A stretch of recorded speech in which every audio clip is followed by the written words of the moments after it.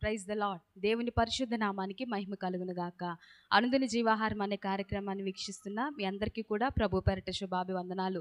ప్రతిదినము దేవుని వాక్యం చేత బలపడుచున్నాం. ఈ ఉదయకాల సమయంలో దేవుడు మనకిచ్చే వాక్యంను జ్ఞాపకం చేసుకుందాం. లేవికాండం 26వ అధ్యాయము 6వ వచనం. నేను మీకు క్షేమము కలుగజేసేదను. దేవుడు మనకిస్తున్న వాగ్దానము, నేను మీకు క్షేమము కలుగజేసేదనని దేవుడు మాట్లాడుచున్నారు.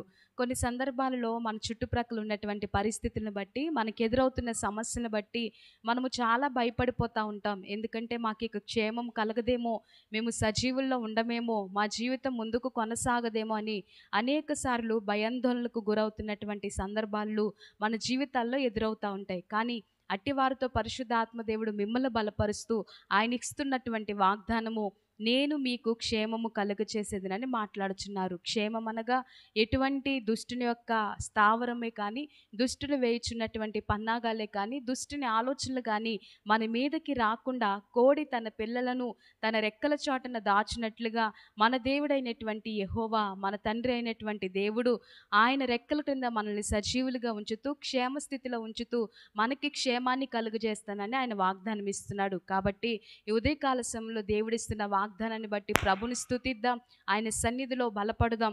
నేను మీకు క్షేమము కలుగచేసేదనని మాట్లాడుచుండగా ఆయన కృప కొరకు కనిపెట్టుకొనుచు ఆయన వాగ్దానాన్ని స్వతంత్రించుకుందాం. ఈ చిన్న మాటలు దేవుడు మన వినికిల్లో దీవించి ఆశీర్వదించునుగాక. ఆమేన్. అలాగే కన్నులు మూసుకొని ప్రార్థనలు ఎక్కువిద్దాం, ప్రార్థన చేద్దాం. పరిశుద్ధుడై ఉదయకాల సమయంలో నీవు ఇచ్చిన మాటను బట్టి స్తోత్రాలు.